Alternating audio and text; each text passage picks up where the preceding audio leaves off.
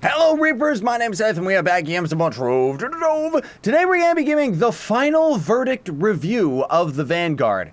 As I'm recording this is the last day of the test server, so this is probably going to end up coming out and you're sitting there wondering, how is he still playing on the test server? It's because I recorded this while the test server was still available and I didn't want to swamp you all with too much footage. Now, here's the whole thing, guys. They've changed this class a lot. They actually listened to tons of player feedback, and ultimately the character is going to be viable. That's the big question here is it going to end up being something that you can actually use in U9 and Ultra Shadow Towers? And I'm here to tell you that yes, originally you couldn't. Originally he actually was really bad in Shadow Towers, most of all because his third attack ended up having knockback.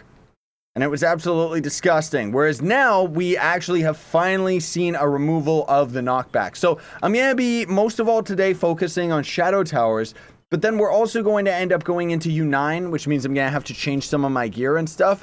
I want to also talk about builds, because this is pretty much going to end up being the Vanguard that we're going to get when he ends up coming onto the live server in March. So this way you can end up preparing for it. So first of all, this is going to be a physical-based character, despite the fact that he does have ranged abilities.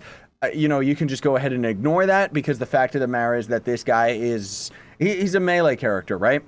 So you can swap all your physical gems off of one of your other characters if you've already mained a Shadow Hunter, or like me, you have the Knight as your strongest physical character. You can swap your gems over to this guy and safely be able to handle Ultra Towers very well. Like, this guy is another very good contender for a melee character at the end game Shadow Towers. Now, I will just say outright, this guy is not going to outdo the Gunslinger or the Draco or the Fae or any of the top-tiered ranged magic characters in Shadow Towers by any means. He doesn't even come close. But as far as a melee character is concerned, he definitely does handle himself. So we've got a couple things here. First of all, we're going to talk about the gear itself. So the gear, you're going to be most of all focusing for Shadow Towers anyways. Attack speed, second stat no matter what. And then the fourth stat, you're going to ideally want to be crit damage on the face and hat. And then for the weapon, you're going to actually want to get energy regen. Now, this could end up changing when it comes to the live server, but as of right now on the test server, you can actually spam your right-click ability as fast as you can tap it. So you kind of got to get a timing down so that you don't end up ultimately locking your character in an attack animation, because it's really glitchy. But if this carries over to the live server where you can spam your right-click attack, it means that energy regen on your weapon and on your ring are going to be essential, because ultimately that's going to end up making it so that you can cast your right-click ability more often, and you're actually going to be swapping from melee to ranged mode quite a bit in Shadow Towers, as opposed to U9, where you pretty much just stay in melee mode. But we'll talk about a U9 build in a little bit here. As for the gems, ideally, you're trying to just go for the stats being physical damage, and crit hit. And there's kind of a rule of thumb as to how I end up going for my gems. Ultimately, what I try to go for stats is I try to go for 125k physical damage. If you're already at 100k physical damage, then you can start working on your crit hit and your crit damage. But I'm just talking about like the absolute ideal that you want when you have fully augmented gems is somewhere around 125,000 physical damage, 100% crit hit if you can actually manage it, and then you're looking for maybe 1,700 crit damage, if not a little bit more, depending on what you actually have. But you can see I've got way too much physical damage, and the reason for that is because my class gem ended up rolling poorly. I've actually got 3 squares on my physical damage stat, rather than I would have wanted 2 squares on physical, 1 on crit damage, and then none on my crit hit, and that would have been it. And of course, when we're on the live server, we can take advantage of club fixtures, which is going to end up making the character even more powerful. So what I usually go for is, on my empowered gems, I always go for 2 squares physical, 1 crit damage, and none on crit hit. You don't want to get any squares rolled on your crit hit. So if you end up having crit hit on a gem that's got the 2 squares, it means that unfortunately you're going to have to re-roll that stat off until you end up getting these ideal gems, right? So again, ideally I would have this class gem ability be the same as this gem right here. All right. And also Pyro Disc is going to be an absolute mandatory gem if you can actually muster it. I don't actually have any. And Volatile Velocity, it's nice that I got to test it out. It does actually work on the character, but it doesn't really, like, you don't want it on the class. These were just pretty much the only gems that I ended up actually having that were physical and good, which kind of sucks. So Pyro Disc obviously is going to end up being a very big deal for this character. Most of all, we'll talk about that when we get to U9 and stuff like that. But then for the smaller gems, here's where things get a little bit tricky. I like to get 1, 2, 3 gems with 2 squares on crit damage, 1 on physical. I like to get 3 of my lesser gems doing that, and then 1, 2, 3. These are all just going to be the same as the empowered gems, where it's 2 squares physical, 1 square crit damage. Now, from what I've tested, this is pretty much like ideal stats, guys. Like, there's going to be lots of people, well, not really lots, just only a handful of people that try to argue like, oh, I'm stronger than you and stuff. And it's like, I'm going to tell you honestly, when you start getting to this amount of stats, you can swap your gems to whatever you want, you know, swap the crit damage and the physical damage and stuff. You're only gonna see maybe 1,000, like, more damage. Like, that's it. So what I've got right here, this is pretty much ideal, and you know, it works. So you're trying to go for 1, 2, 3 lesser gems that have crit damage, and then everything else, you're trying to just go for this right here.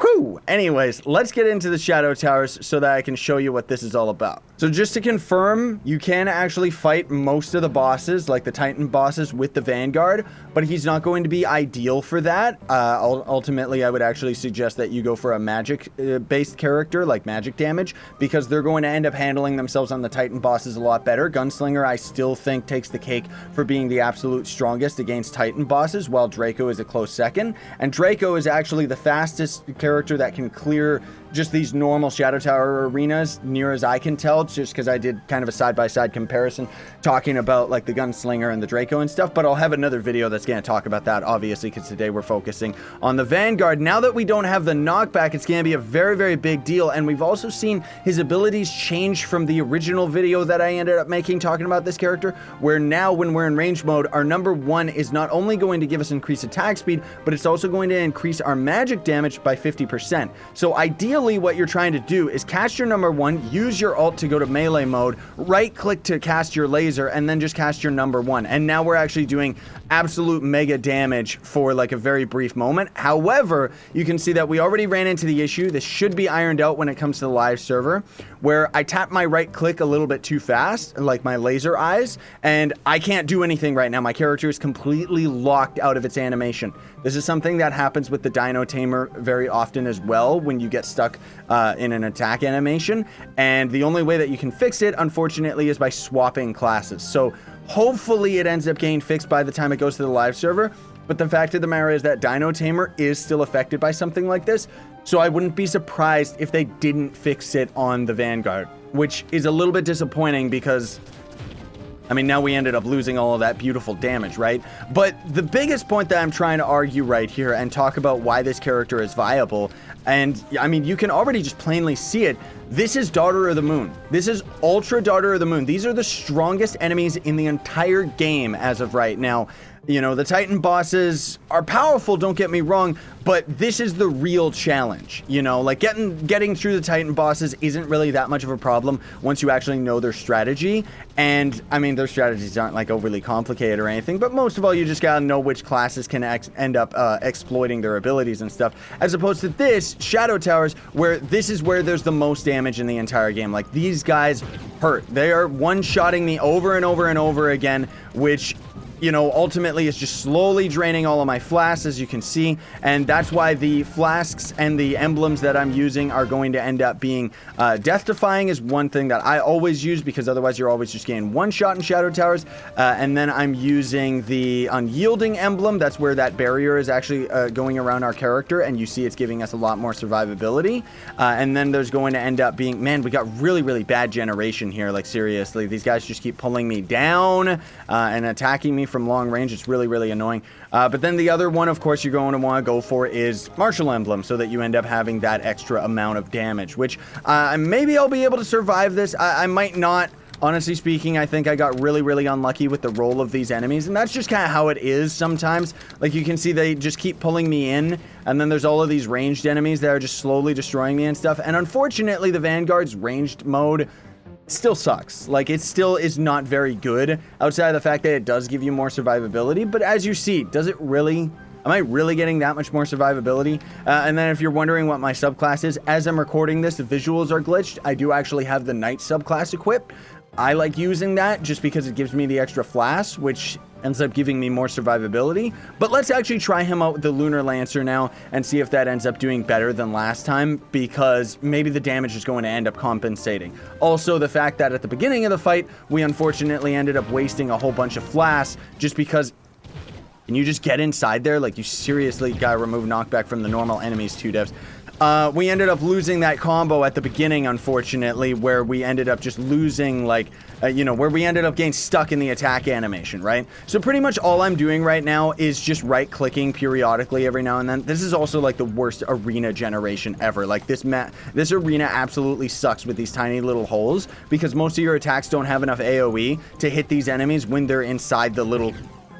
like, not to mention all of the minions didn't end up despawning from the enemies and stuff like that. But rest assured, I actually ended up doing a stream a couple days ago, and I actually got through Ultra Daughter of the Moon with the Vanguard. So it is entirely possible. I just want to kind of get that point across here, folks, even though things are just going really badly right now while we're recording, which is disappointing. Like, it really is. I know that kind of makes it look a little bit embarrassing, where we've got this character that's supposed to be, like, all powerful, and I'm supposed to be specifically talking about how he works in Shadow Towers, and we just got, like, such awful generation that it's just, like, barely possible for this character to do it. So you know what I'm gonna do? I'm gonna actually swap over to my Draco, kill these guys because the generation absolutely sucks, and then I'm gonna show you what it's like when you fight a stronger group of enemies, or not a stronger group, but more so the same group of enemies on a better battlefield. I'd also like to mention that you did notice in that last clip, we ended up dying a lot faster than we did last time, despite the fact that we had the extra damage from Lunacy mode. That's where I would argue that having the Knight subclass ability is going to end up being better for the build, because you're going to end up having the extra flax, which ultimately is going to give you longer amounts of survivability, because you're just simply not getting enough extra damage from Lunacy mode like you do if you're using, the Gunslinger. So unfortunately, even with this guy, we got absolutely horrible generation because he's got thorns on him. And, like, as far as Shadow Towers are concerned, these abilities usually will stop most players, honestly speaking, just because of the sheer amount of damage that these enemies end up knocking back to you. Plus, we've got him spawning ranged minions and stuff. And, I hate to sound like I'm just sitting here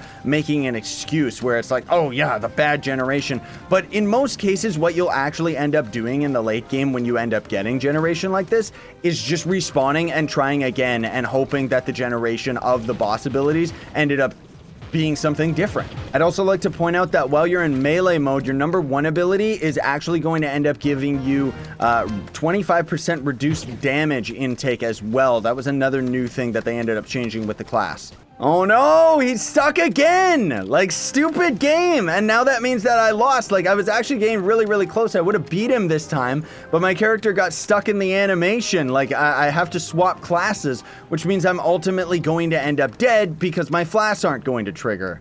Yikes, dude, this is so frustrating. All right, this is a better example, because we're going to end up having a much better arena for fighting these enemies, because we can just pull them all into a corner instead of having to dance around like a stupid idiot. Not to mention the generation of this arena is more melee enemies, which end up kind of going up into your face a lot more. And as you can see, now the Vanguard can actually handle himself no problem. Most of all, it's just got to do with that other area, for some weird reason, was just absolutely awful generation, mostly for this character specifically, because we had like really bad arenas for us to end up dancing around and surviving, but also just because of the fact that we're a melee character, so we have to get up close and personal, unlike a lot of the other characters in the game where they can stay at a range. And because of it, we, ended up missing a lot of our attacks because the AoE of this guy's punches are not really that big compared to some of the other characters like the Candy Barb. He's got a lot of swing to his arc, but as you can see here, we're tanking it out just fine. you know, we still have 6 flasks, I guess I should say, left before we ended up actually completing that wave right there. And that's pretty good as far as a melee character is concerned, because that's the big thing to consider, is that this is a melee character. You know, all of the Aura Magic characters, yeah, you're just gonna mop the floor with these enemies and have a lot more survivability just because of the fact that you're going to defeat the enemies that much quicker. But when we're talking about the Vanguardian, most of all, we're just looking at, like, how much can this guy actually tank out as far as damage is concerned. Now, I guess technically you probably could build this character towards being a tank, but I wouldn't recommend it, just because with the way that Trove works in general, you're going to end up taking like absurd amounts of damage from these guys. And even if you end up having like 8 mil health, which is what I end up having on my Ice Sage on the live server, I still get like 2 shot by Dread's like attacks, or maybe it's like 3 shots or something. The fact of the matter is that the enemies in this game hit so hard that there's not really much reason to end up building any characters towards being a tank. And, you know, that said, it doesn't mean that certain characters can't be tanks, like the, you know, the Draco and stuff like that. Now, another thing that's really, really important to point out here, folks, is obviously the big reason why I'm dying right here is I am absolutely pressed for time. I have to record this because this is the last day of the test server. But you're going to notice something is actually going wrong here, where, see our number 1 ability? I'm just going to sit here and just keep punching this guy. I'm just going to keep on punching him, and you're going to notice that we're actually not reducing the cooldown of our number 1 ability. That's because as I'm recording this right now, there's a bug going on with the test server. There's quite a few of them actually, but more specifically, the Clash Gem ability for the Vanguard is not actually affecting his number 1, whether you're in ranged or melee mode. Now, that's something to definitely consider, in that we would be doing a lot more damage, but we would also have that damage reduction while in melee mode.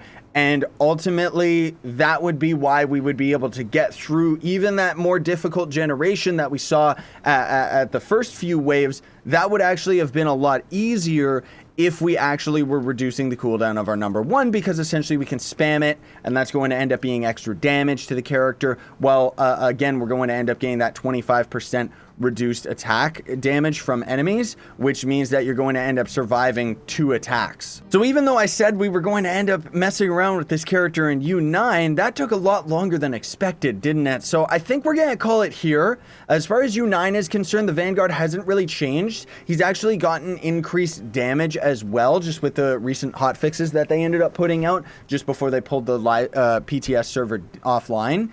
PTS server, I know it stands for Public Test Server, so I'm saying Public Test Server, but who cares? The point is, though, that the character is pretty much the same in U9. I am going to have a video that's going to be talking about a speed build that you can potentially do with this guy, but we'll save that for another time, all right? So for today, I hope you're satisfied in knowing that, yes, this character does work in Shadow Towers, and when he gets to the live server, he's actually going to be that much stronger, because they're going to iron out these bugs that they actually have with the character. Hopefully by then, right? So this is going to end up be coming out in March. We're expecting either the 20th or more realistically the 27th of March.